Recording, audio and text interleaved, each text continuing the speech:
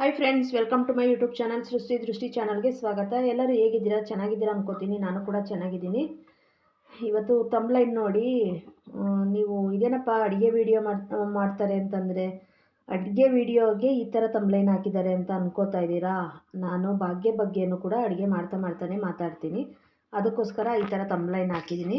ಇವತ್ತು ಇಲ್ಲಿ ನುಗ್ಗೆ ಸೊಪ್ಪನ್ನು ನಾನು ಬೇಯಿಸಿ ಇಟ್ಕೊಂಡಿದ್ದೀನಿ. ಹೆಸರು ಕಾಳು ಬೇಳೆ ಹಾಕಿ ನುಗ್ಗೆ ಸೊಪ್ಪು ಉಪ್ಪು ಸಾಂಬಾರು ಮಾಡಿ ಇಟ್ಕೊಂಡಿದ್ದೀನಿ. ಇವಾಗ ಇದನ್ನು ಸೊಪ್ಪನ್ನ ಸೋರೋದಕ್ಕೆ ಇಟ್ಕೊಂಡಿದ್ದೀನಿ, ನಾನು ತೆಗೆದಿಟ್ಕೊಂಡಿದ್ದೀನಿ.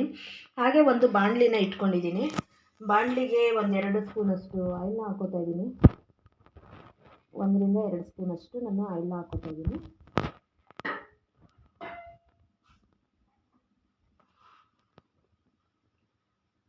ಒಂದು 1/4 ಸ್ಪೂನಷ್ಟು ಜೀರಿಗೆ, 4 ಕಾಳಷ್ಟು ಮೆಂತ್ಯ ಹಾಕಿದ್ದೀನಿ. ಸಾಸಿವೆ ಮತ್ತು ಮೆಂತ್ಯ ಹಾಕಿದ್ದೀನಿ. ಒಂದು 1/4 ಸ್ಪೂನಷ್ಟು ಜೀರಿಗೆ ಹಾಕಿದ್ದೀನಿ.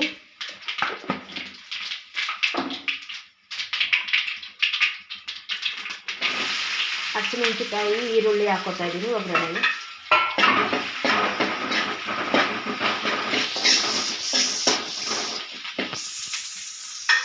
ನಿಜವಾಗ್ಲೂ ಎಲ್ಲರ ಮನೆಯಲ್ಲೂ ಇಂಥ ಅತ್ತೆ ಒಬ್ಬರಿದ್ದರೆ ಹೆಣ್ಮಕ್ಳು ಬಾಳು ಎಷ್ಟು ಸುಖಕರವಾಗಿರುತ್ತೆ ಅಲ್ವಾ? ತಾಯಿ ಪ್ರೀತಿ ಅನ್ನೋದು ಇವರಲ್ಲಿ ಸಿಗುತ್ತೆ, ಅತ್ತೆ ಪ್ರೀತಿ ಅನ್ನೋದು ಸಿಗುತ್ತೆ. ಭಾಗ್ಯ ಅವರ ಅತ್ತೆ ಆ ರೀತಿ ಎಲ್ಲ ಅತ್ತೆಯಂದಿರು ನಡ್ಕೊಂಡ್ರೆ ನಮ್ಮ ಪ್ರಪಂಚದಲ್ಲಿ ಎಷ್ಟೋ ಸುಂದರವಾಗಿರುತ್ತೆ ಅಲ್ವಾ? ಇನ್ನೂ ಹೆಣ್ಮಕ್ಳು ಬಾಳು ಅಂತಲೇ ಅನ್ಕೋತೀನಿ ನಾನು.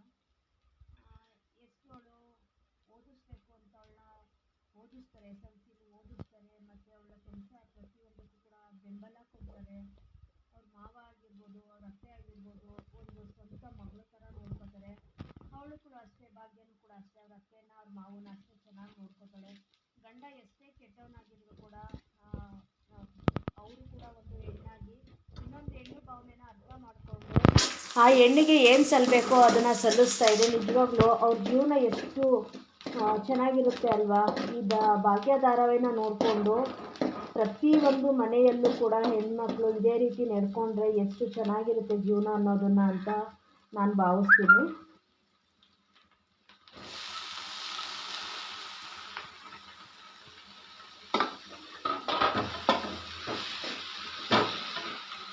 ನನಗೂ ಕೂಡ ಅಷ್ಟೇ, ನನಗೆ ಅತ್ತೆ ಅನ್ನೋದು ಇಲ್ಲ. ಯಾಕಂದರೆ ನನ್ನ ಮದುವೆ ಆದಾಗಲೇ ಮದುವೆಗೂ ಮುಂಚೆನೇ ನನಗೆ ನಮ್ಮ ಅಜ್ಜಿ ತಾತ ತೀರೋಗಿದ್ರು. ನಾನು ಸೋದರ ಮಾವನಿಗೆ ಮದುವೆ ಆಗಿರೋದ್ರಿಂದ ನಾನು ಈ ಮನೆಗೆ ಬಂದಾಗ ನನಗೆ ಅಜ್ಜಿ ತಾತ ಯಾರೂ ಇರಲಿಲ್ಲ. ಅವಾಗಿನಿಂದ ಅಂದ್ಕೋತೀನಿ, ನನಗಿವತ್ತು ಏನೇ ಕಷ್ಟ ಸುಖ ಬಂದರೂ ಕೂಡ ನೆನೆಸ್ಕೋತೀನಿ, ದುಃಖ ಬಂದರೂ ಕೂಡ ನೆನೆಸ್ಕೋತೀನಿ. ಹಿರಿಯವರು ಅನ್ನೋದು ಈ ರೀತಿ ನನಗೊಬ್ರು ಇದ್ದಿದ್ರೆ ನನ್ನದು ಜೀವನ ತುಂಬ ಚೆನ್ನಾಗಿರ್ತಿತ್ತಲ್ವ, ಈ ರೀತಿ ಸಪೋರ್ಟ್ ಮಾಡ್ತಿದ್ರು ಅಂತ ಅಂದ್ಕೋತೀನಿ ನಾನು. ನಿಜವಾಗ್ಲೂ ಹೇಳೋದು ಹೆಣ್ಮಕ್ಳಿಗೆ ನಾವು ಕೂಡ ಅಷ್ಟೇ, ಅತ್ತೆಂದಿರನ್ನ ಒಬ್ಬ ತಾಯಿ ರೀತಿ ನೋಡಬೇಕು, ಅವರು ಕೂಡ ನಮ್ಮ ಮಗಳ ರೀತಿ ನೋಡ್ತಾರೆ ಅಂತ ಅಂದ್ಕೋತೀನಿ ನಾನು. ನಿಜವಾಗ್ಲೂ ನಮ್ಮ ತಾಯಿ ಕೂಡ ಅಷ್ಟೇ, ನನ್ನ 2 ತಂಗಿದಿರು ಅಷ್ಟೇ, ಅವ್ರ ಮನೆಗಳಲ್ಲೂ ಕೂಡ ಹಾಗೆ ನೋಡ್ಕೋತಾರೆ, ಅವರು ಕೂಡ ಹಾಗೆ ನೋಡ್ಕೋತಾರೆ. ನನಗೂ ಕೂಡ ತುಂಬ ಇಷ್ಟ ಆಗುತ್ತೆ. ಈ ಥರ ನೋಡುವಾಗ ಕೂಡ ನನಗೂ ಒಬ್ಬ ಅತ್ತೆ ಇರಬೇಕಿತ್ತು ಅಂತ ಅನಿಸುತ್ತೆ. ನಿಜವಾಗ್ಲೂ ಒಂದೊಂದು ಸರಿ ಬೇಜಾರಾಗುತ್ತೆ, ದೇವರು ಚೆನ್ನಾಗಿ ನೋಡ್ಕೋತೀನಿ ಅನ್ನೋರಿಗೆ ಯಾಕೆ ಈ ರೀತಿ ಮಾಡ್ದ ಅಂತ ಅಂದ್ಕೋತೀನಿ ನಾನು. ಅಷ್ಟು ನನಗೆ ಒಂದೊಂದು ಸತಿ ಬೇಜಾರಾಗುತ್ತೆ. ಸೊಪ್ಪಿನ ಪಲ್ಯ ರೆಡಿ ಆಯಿತು. ಇವಾಗ ನಾನು ಇಲ್ಲಿ ಉಪ್ಪು ಸಾಂಬಾರು ಖಾರನ ಆರಿಸಿಲ್ಲ, ಅದಕ್ಕೋಸ್ಕರ ಒಂದು 4 ಮೆಣಸಿನ್ಕಾಯಿನ ಉಪ್ಪು ಸಾಂಬಾರಲ್ಲಿ ಕಿವುಚ್ಕೋತಾ ಇದ್ದೀನಿ. ಉಪ್ಪು, ಹುಣಸೆಹಣ್ಣು, ಜಜ್ಜಿರೋ ಬೆಳ್ಳುಳ್ಳಿ, ಖಾರಕ್ಕೆ ಹಸಿಮೆಣಸಿನ್ಕಾಯಿ, ಹಾಗೆ ಸ್ವಲ್ಪ ಕೊತ್ತಂಬರಿ ಸೊಪ್ಪು,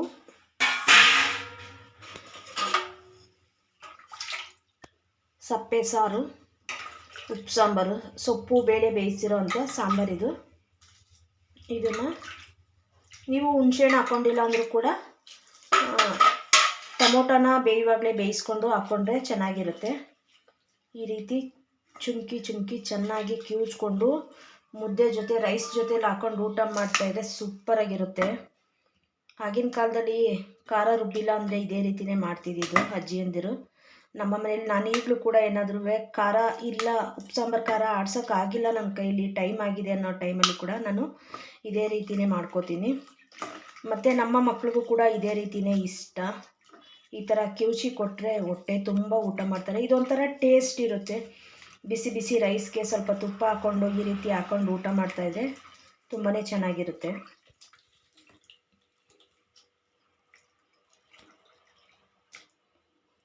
ರೆಡಿ ಆಯಿತು.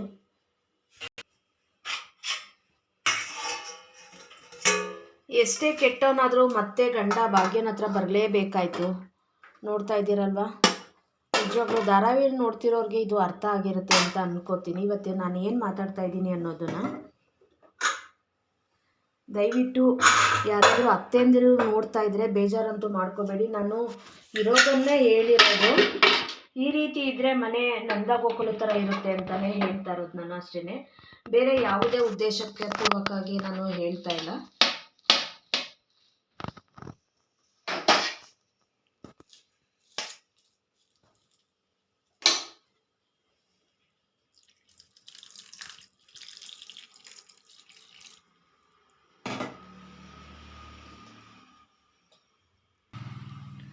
ನಾವು ಹೇಗೆ ಒಂದು ಅಡುಗೆಗೆ ಉಪ್ಪು ಹುಳಿ ಖಾರ ಎಲ್ಲ ಹೇಗಿರಬೇಕು ಅಂತೀವಿ, ಹಾಗೆ ಮನೆಯಲ್ಲೂ ಕೂಡ ಅತ್ತೆ ಮಾವ ಎಲ್ಲರೂ ಇರಬೇಕು ಒಂದು ಮನೇಲಿ. ಆವಾಗಲೇ ಆ ಮನೆ ನಂದ ಗೋಕುಲ ಆಗೋದು.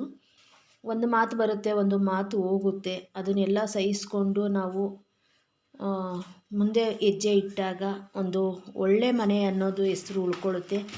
ನಮ್ಮ ಮಕ್ಳಿಗೂ ಕೂಡ ನಾವು ಯಾವ ರೀತಿ ನಡ್ಕೋತಾ ಇದ್ದೀವಿ ಅನ್ನೋದು ನಮ್ಮ ಮಕ್ಳಿಗೂ ಕೂಡ ಅರ್ಥ ಆಗುತ್ತೆ. ಎಷ್ಟೇ ಕಷ್ಟ ಬಂದರೂ ಕೂಡ ನಮ್ಮ ಮಕ್ಕಳು ನಮ್ಮ ಜೊತೆಲೇ ಇರ್ತಾರೆ. ಆವಾಗ ಅವ್ರಿಗೂ ಕೂಡ ಮುಂದಿನ ಮನೆಗೆ ಹೋದಾಗ ನಾವು ಏನು ಮಾತಾಡಿರ್ತೀವಿ, ಏನು ಬಿಟ್ಟಿರ್ತೀವಿ ಅನ್ನೋದು ಅವ್ರ ತಲೆಯಲ್ಲಿ ಇರುತ್ತೆ. ಆವಾಗ ಹೌದು, ನಮ್ಮಮ್ಮ ಕೂಡ ಇದೇ ರೀತಿ ಇದ್ದರು, ನಾವು ಕೂಡ ಇದೇ ರೀತಿ ಇರಬೇಕು ಅನ್ನೋದು ಒಂದು ಅರ್ಥ ಆಗುತ್ತೆ. ನಾನು ಅಂದ್ಕೊಂಡಿರೋದು ಆ ರೀತಿ. ಯಾರೂ ಬೇಜಾರು ಮಾಡ್ಕೋಬೇಡಿ. ಈ ವಿಡಿಯೋ ನೋಡಿ ಏನು ಅನ್ನಿಸ್ತು ಅಂತ ಕಮೆಂಟ್ ಬಾಕ್ಸಲ್ಲಿ ಕಮೆಂಟ್ ಮಾಡಿ. ನನ್ನ ಮಾತಿನಿಂದ ಯಾರಿಗಾದ್ರೂ ಬೇಜಾರಾಗಿದ್ದರೆ ಕ್ಷಮೆ ಇರಲಿ ಅಂತ ನಾನು ಕ್ಷಮೆ ಕೇಳ್ತೀನಿ. ಈ ವಿಡಿಯೋ ಇಷ್ಟ ಆಗಿದ್ದರೆ ಅತಿ ಹೆಚ್ಚು ಶೇರ್ ಮಾಡಿ, ಕಮೆಂಟ್ ಮಾಡಿ, ಲೈಕ್ ಕೊಡಿ, ಸಪೋರ್ಟ್ ಮಾಡಿ. Thank you.